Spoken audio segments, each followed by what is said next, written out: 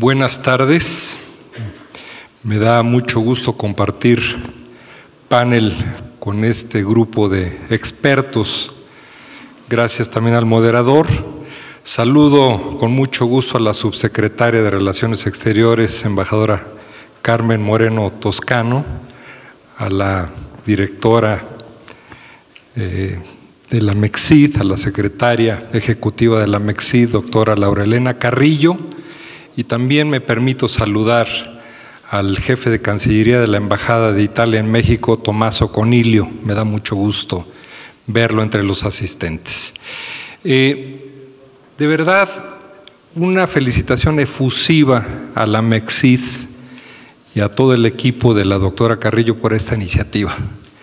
Ayuda a posicionar más este tema que en efecto está creciendo, pero que tiene que crecer mucho más, darle visibilidad y volverlo un tema de todos los días, literalmente se tiene que convertir en un tsunami cultural el tema de las restituciones, y creo que vamos por buen camino. Ojalá, veo que se está grabando desde ayer lo que cada ponente está diciendo. Me permitiría sugerir a la subsecretaria, a la doctora Carrillo, que se hiciese un video curso para que los futuros miembros del Servicio Exterior Mexicano que pasen por el Instituto Matías Romero tengan esta asignatura desde el inicio de sus carreras y que se la lleven a cualquier parte del mundo y ayuden a difundir este tema. Dejo esa sugerencia a consideración de las autoridades de la Cancillería. Nuevamente, como lo han hecho ya varios predecesores, pero hay que decirlo, un profundo reconocimiento al Gobierno de la República. Nunca se le había dado la relevancia que se le está dando finalmente a este tema.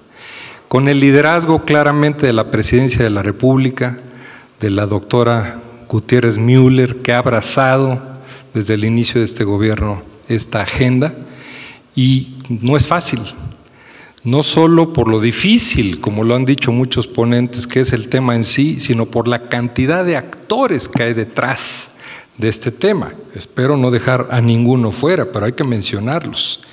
Está desde luego la propia Cancillería, está la Secretaría de la Defensa Nacional, la Secretaría de Cultura, la Secretaría de Seguridad Pública, en la Cancillería la Consultoría Jurídica, la MECSID, el INA, el INBA, la Guardia Nacional, la FGR, la Agencia Nacional de Aduanas, sin olvidar al Poder Legislativo y Judicial.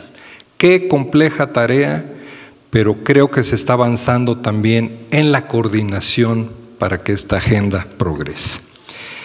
Me toca hablar de la relación México-Italia en este tema. Entonces parto de una premisa clara. No tengo la mínima duda que si no es la más fructífera en absoluto, la colaboración entre los gobiernos de México e Italia y las sociedades civiles de ambos países en esta materia es de las más visibles, constantes, transversales, crecientes y prometedoras a nivel internacional. México e Italia tienen ya mucho que contar, pero mucho que enseñar en esta delicada materia de las restituciones. ¿Por qué Italia, desde mi punto de vista, y lo voy a decir, en 53 años, desde 1969, se ha vuelto el referente y el paradigma internacional bilateralmente y multilateralmente? Hay razones específicas y, si me permiten, voy a detenerme en 4 apartados o 4 momentos en los cuales Italia construyó este andamiaje de éxito. Partiendo de una premisa importante: Italia ha sido víctima de pillaje y de saqueo y construyó una conciencia social que la llevó finalmente en 1969 a decir, no solo basta, sino prediquemos con el ejemplo. Si queremos que nos restituyan, restituyamos. y de ahí parte la experiencia italiana en 1969, en que legisla por primera vez en un sentido verdaderamente integral sobre tráfico ilícito de patrimonio cultural e histórico. Ojo, se legisla con dientes, se instituye un brazo operativo dentro del Arma dei Carabinieri que entonces era un núcleo de tutela de patrimonio cultural que con el tiempo, ahora lo diré, fue evolucionando a algo mucho más complejo y sofisticado. 1969. Un año después, la UNESCO, a la saga, detrás de la pauta italiana, aprueba la convención que se ha mencionado varias veces y lo anoto claramente porque hasta ahora no se ha dicho. Un mexicano tuvo un papel destacado en la aprobación de esta convención. El embajador emérito de México, Francisco Cuevas Cancino, tuvo un rol importante en la aprobación de la convención de la UNESCO. Creo que esto también hay que mencionarlo.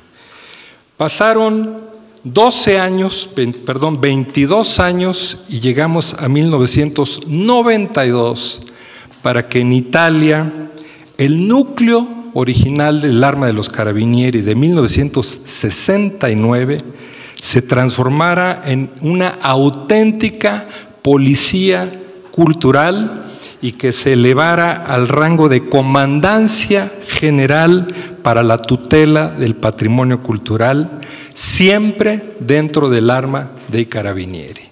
Se elevó entonces el estatus y se le dotó de muchos más recursos técnicos, tecnológicos, económicos, para perfeccionar este importante mandato. 2006 es el cuarto momento que yo creo que es esencial mencionar para entender cómo se construyó eficazmente este edificio en Italia. La Comandancia General crece exponencialmente al modificarse la ley de 1969 y este crecimiento se da en eficacia y resultados específicos al apoyarse claramente en un tripié institucional que es el alma de las políticas públicas de Italia en esta materia. El Ministerio de Cultura, el Ministerio del Interior y los propios Carabinieri, que ponen cada uno respectivamente los criterios y las normas, la inteligencia y la operación sobre el terreno, respectivamente, con notables resultados nacionales e internacionales. Esa es la descripción. Ciertamente el teniente coronel podrá profundizar, pero esos fueron los 4 pisos en los que se ha construido este andamiaje institucional de parte de Italia. El caso específico, México e Italia, ¿cómo está? ¿Qué hemos hecho? ¿Cómo está operando la restitución? ¿Y qué hay por hacer? Hago un comentario. Al día siguiente que yo aterrizaba con el honroso nombramiento de embajador de México en Italia, el primer acto público que me tocó presenciar fue una restitución que Italia le hacía al gobierno de los Estados Unidos. Se le restituía una pieza arqueológica. Tuve el gusto y el honor de presenciar. ¿Qué quiero decir con esto? Italia restituye patrimonio artístico-cultural urbi et orbi. A cualquier país del mundo me ha tocado protagonizar a mí restituciones a Perú, a Guatemala, a Honduras, El Salvador, a los Estados Unidos, a Indonesia me tocó presenciar también una restitución. Es pues un ejemplo global en materia de restitución. También cuatro momentos de la buena relación bilateral México-Italia en esta materia. Primero, desde el 2013 hasta el día de hoy, se han efectuado 7 restituciones, respectivamente 107 piezas arqueológicas y los 596 exvotos que se han mencionado.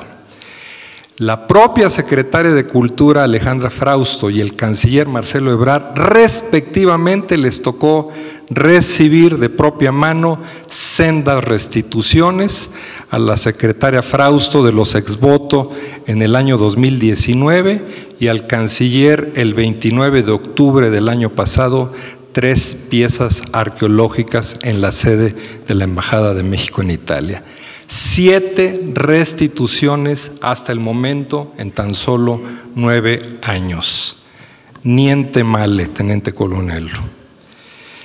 Segundo, el 6 de mayo pasado, estamos hablando de hace apenas 3-4 meses, se firma de manera muy relevante un acuerdo marco de colaboración ad hoc entre los generales Lucy y Bucio, comandantes respectivamente de los Carabinieri y de la Guardia Nacional, donde se institucionaliza todo lo que ya se ha avanzado bilateralmente y se planea todo lo que se desea concretar en el próximo futuro en esta materia entre nuestros gobiernos. Tercer momento relevante. El pasado 1 de julio, estamos hablando de escasos 2 meses, nuevamente en la sede de la Embajada de México en Roma, Italia le restituye a México 30 piezas arqueológicas más de 4 culturas distintas que habían sido decomisadas en 4 ciudades diferentes de Italia. Entre ellas, lo recordamos con mucho gusto, las 16 piezas que se estaban subastando, miren qué coincidencia, el 16 de septiembre, el día del bicentenario de la independencia de México. Italia paraba la subasta infraganti y decomisaba las piezas, de las cuales 8 ya habían sido pagadas, para que aprendieran también los compradores que hay que pagar un precio doble cuando se incurre en ilícitos. Pero aparte de que el 1 de julio en la Embajada de México se restituyeron estas 30 piezas arqueológicas, quiero decirlo con fuerza, fue la primera vez en la historia que México le restituyó a Italia algo en reciprocidad, cosa que nunca se había hecho. Un ciudadano mexicano, el licenciado Arturo Zamora, proveniente de Jalisco, consciente de lo que estaba sucediendo y que Italia ya le había restituido a México tantas cosas, toma la iniciativa por teléfono de decir: debo de confesar que yo tengo en mi posesión un acervo documental de gran valía histórica que desde hace 15 años está en mis manos en Guadalajara. El acervo Ettore Ferrari contiene 1.200 documentos de gran valor histórico. El nombre Ettore Ferrari posiblemente no les dice gran cosa, confieso que a mí tampoco me lo decía, me puse a estudiar y tiene gran valor histórico. Italia recuperó algo importante. Ettore Ferrari, un gran político cercano a Giuseppe Garibaldi, que luchó por la unificación de Italia, artista. Si alguien ha estado en Roma y ha ido a Campo di Fiori, la estatua de Giordano Bruno, hecha por Ettore Ferrari. Si alguien ha estado en Circo Massimo en Roma, la estatua de Giuseppe Mazzini, hecha por Ettore Ferrari. Pero si alguien ha estado en Toluca, la estatua de la Independencia en Toluca, hecha por Ettore Ferrari. Eso es lo que México le restituyó y creo que es de gran valía el ejemplo de que esto es de ida y de regreso. Por eso creo que también tenemos que motivar la restitución de algo que ilícitamente esté en México y que le pertenezca a otro pueblo. Creo que pusimos un buen ejemplo ese día. Hoy tenemos 100 piezas pendientes de restitución, decomisadas en 8 ciudades diferentes de Italia, de 4 culturas distintas de México y sobre todo son culturas del Golfo de México. Estamos pendientes de avanzar en la dictaminación y restitución.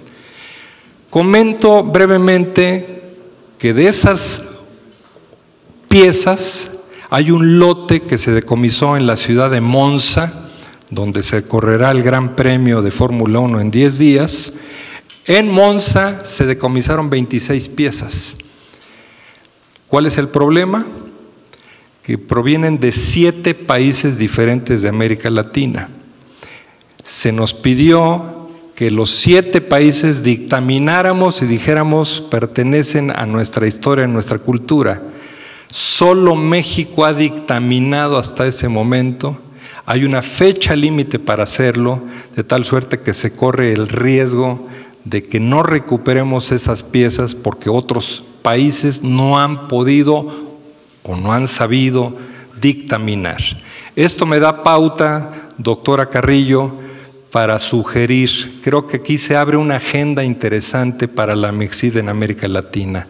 No todos los países de nuestra región saben bien, lo comentaba con la maestra Castro ayer, cómo dictaminar, cómo hacer los peritajes y sobre todo en tiempos breves. Creo que México puede enseñar mucho esta materia a otros países de la región.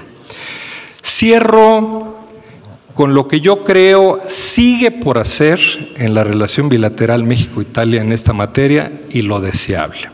1. Que la Guardia Nacional capitalice la vasta experiencia italiana, pero a la par, en paralelo, que se legisle en la materia. Se necesitan las dos piernas, la operativa y la legislativa, para avanzar bien en esta agenda. Y sobre todo, lo decían Isabela en el panel anterior, en materia cibernética falta mucho por legislar. Segundo, que con la activa participación de la UNESCO, de la Unión Europea, del Instituto Ítalo-Latinoamericano, esta sensible agenda se regionalice y se refuerce para disminuir áreas grises, contubernios y omisiones. América Latina debe abrazar este tema. Tercero, a los cursos de formación y entrenamiento se debe sumar el intercambio temporal, pero constante, de expertos, técnicos y personal de campo. Cuarto, esta agenda debe descender, popularizarse, extenderse, difundirse en escuelas, medios de comunicación y redes sociales. Iniciativas tan valiosas como Memórica o Grandeza de México son excelentes ejemplos a seguir. Quinto y último, que la UNESCO avance en la creación de los cascos azules culturales. Cierro con un modesto pero sincero tributo de gratitud al gobierno de Italia, al Arma dei Carabinieri y en particularmente al general Roberto Riccardi, que ha sido un gran aliado y amigo de México en esta causa, que recibió la condecoración de manos del presidente el 27 de septiembre pasado en el Zócalo y que realmente era muy merecida el Águila Azteca en grado de placa que recibió. El general Riccardi cambia de posición, deja de ser el comandante de la unidad de tutela, será sin duda extrañado, se va ahora a Trento, tendrá conexión cercana con el padre Quino, que salió desde Trento, así es que su conexión con México seguirá desde Trento. Le deseamos mucha suerte y profunda gratitud al general Riccardi a través de ustedes, querido teniente coronel. Muchas gracias y mi patrimonio no se vende. Gracias.